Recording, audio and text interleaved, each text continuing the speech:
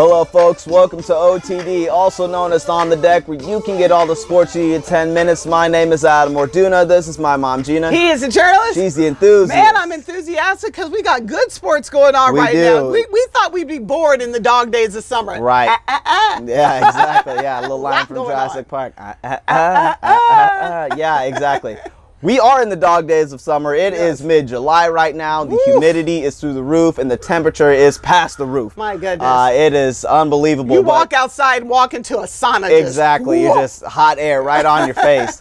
Well, and that's to be expected. It's July. It's the Midwest. And with that comes some good sports right now, actually. And that's what we're going to talk about. We got a week in sports news update that we want to give you.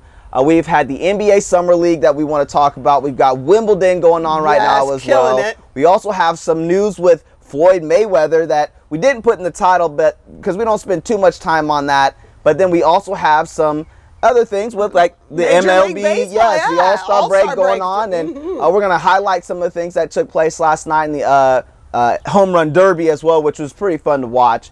But let's go ahead and talk about the Floyd Mayweather stuff real quick. Okay, let's knock that out because I want to get that out there because this will in fact impact the big fight coming up here in August.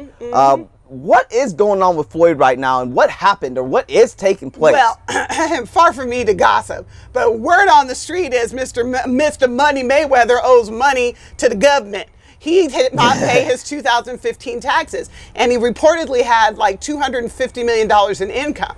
And when you're in that bracket, let's just say you owe 40% of it, 40% of it. You're talking about $80–90 million that he did not pay to the federal government. And the way he spends money, he may not have that sitting in the bank.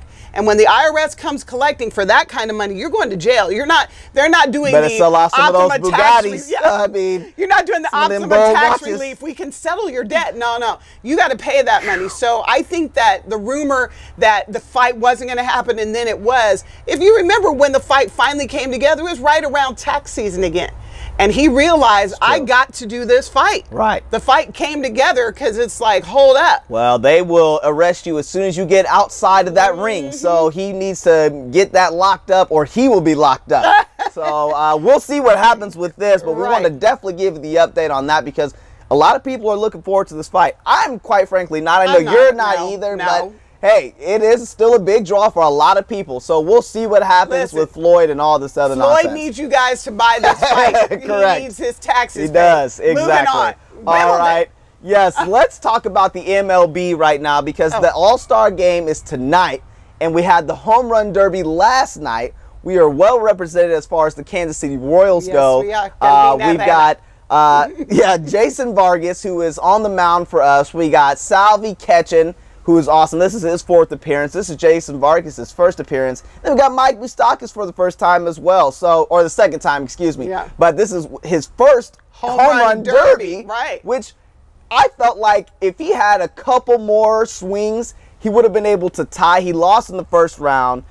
And that's okay because the guy that he lost to ended up being in the finals anyway. Right. And so it's one of those situations where you don't mind losing to a guy like that, especially if they make it to the finals. But Moose, I know, wanted to continue to get going up there. I think Moose minded. Listen, us Royals, we don't like to lose. Well, we don't like to lose, but to your point, the guy that took him out ended up in the finals. It's one of those situations where if I'm going to go down, at least I'm going down to the guy that got all the way. Right. But he had a lot. Now, they say he ran out of gas, which it could have been, but I felt like he still had some swings in him that could have got him over the wall. Let's talk about that for a second, because the home run derby, it used to be as many home runs as you can hit in like 30 seconds or a minute.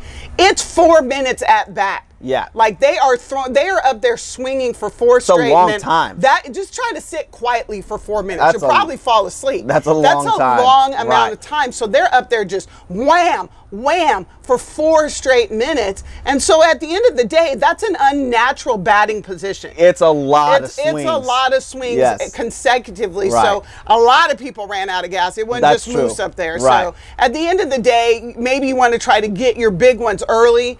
It was tough. They've definitely made it more competitive. The 2 things I will say about it. Number 1, I was missing Swami. I was missing Chris Berman. Back. that's just a classic line for him. And the home run derby was one of his main it was his events that he did for ESPN. So I did miss that last night.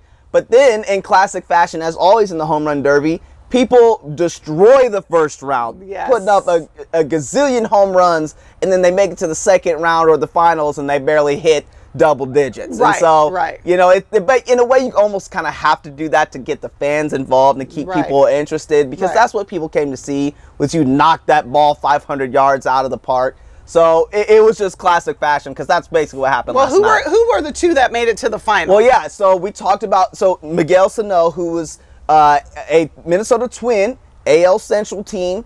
The Royals have struggled with them all season. I know, randomly. And he's been smacking home runs. Yeah. He made it to the finals. And then Aaron Judge, Mr. Rookie, Mr. Machine, if you will. Mr. Really Cool Haircut. 6'7", 6'8", 270, 280. Should have be a linebacker. Just huge. He's got a great backstory, though, so it's hard to not like that guy. Yeah. But he ended up taking the title for this year, which was awesome. I thought it went very well. That first round was really exciting. And the point with Moose is he got it started. Him and Sano were the first two guys up there, and they were going at it. So that was good. He really got things rolling. Everyone's juices were flowing, and so that was good to see. Well, and I think the final round between those two guys, he won 11-10, and I think Aaron, he ended up, it was 427 feet average. Yeah. And then Sano, his was like 416 and a half foot average. I mean, they are mowing those balls. They are that's crushing crazy. that baseball, and so that was really fun to watch. Congrats to Aaron Judge. He's going to have a bright future in the MLB. And the sky's the limit for him. So the Yankees got a good young pup there.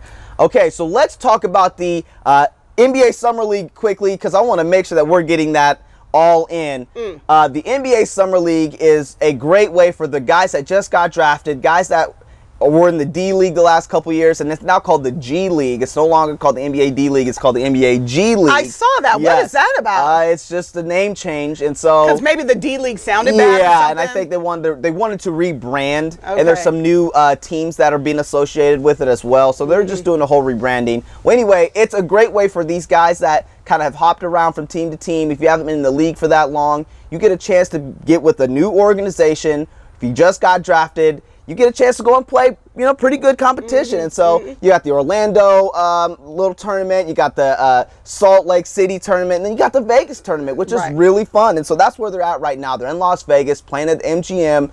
And so there are some really good young talent right now. And I'm really excited for what these guys are going to do. Now, we want to talk about Lonzo Ball quickly, because he is one of the stars of this draft. And the first game out, he was basically a no-show. Airballed a couple shots. He was 1 for 8 behind the arc. I mean, it was bad. 2 for 15 total. I mean, he really didn't do anything. If you shoot 15 times a game and you only hit 2 of those, that's not a good game. Now, what happened to him the second game? He ended up averaging he got a triple-double. Right. And some people say it's, you shouldn't count it because it was 11, 11, 11. Exactly. So it wasn't a great, and they still lost. I mean, the first game was against the Clippers. The second game was against the Celtics. It's like, you got a triple-double, but it was kind of like. It was 11, 11, 11, and your team lost. You don't want to golf at that, but at the same time, it's like. Can we talk about that real quick? Because I do feel like I'm on the fence about him because of his father. And I've said that I love the Lakers, so obviously I want anybody to bring the Lakers back to greatness.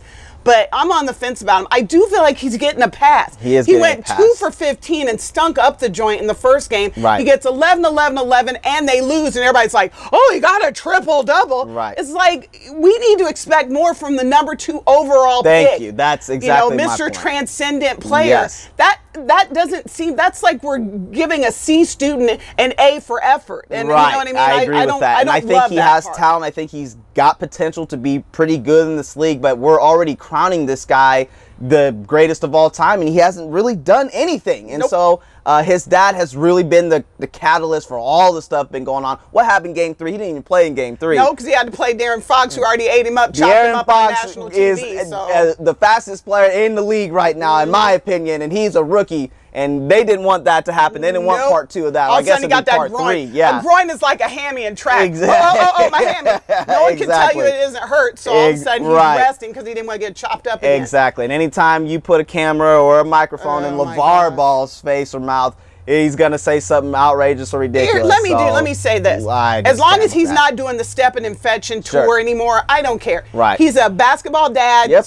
Someone puts a camera and a mic cares in his about face. his kids. He's going to say his son's going to be rookie of the year and he's guaranteed pump playoffs. Up his son, so honestly, that doesn't even bother me. Right. Please don't do the hug and all that. As long as that's not happening, who cares? Wait. All right, enough of that. Who cares? Well, anyway, Real there's quick, a lot. Yeah. Wimbledon. Did we talk about Wimbledon? Well, no, that's what I was going to say. There's a lot more summer league to still be watching. There's a lot of young guys we didn't even talk about, but we'll get to more of that on Thursday. But as the last thing we want to talk about is Wimbledon. And we have 3 Americans, 1 on the men's side, 2 on the women's side. We've got Sam Querrey for the men's. We've got Coco Vanderway for the women's. And then Venus Williams as well on the women's side. So we're really hopeful that they can get as far as they can, hopefully to the finals. There's still some mountains that they have to climb, a couple hurdles they got to get over. But it's very possible for all 3 of them to make it to the finals. So we'll see. Hopefully Venus can pull it out. Yeah, and she was whooping that little girl when we went to air. So yeah, we'll see. Exactly. We will see. But we're definitely going to stay tuned because Wimbledon is a great and the ESPYs are tomorrow too. So oh, yeah, Thursday right. we'll have lots of updates. Hey, the ESPYs, that's always fun to watch. Peyton Manning's hosting, I think, that as well. So. Yes. Michelle Obama's going to do an appearance. Oh, man, that's going to be awesome. Well, we want to say we appreciate your time, folks, and we'll see you again.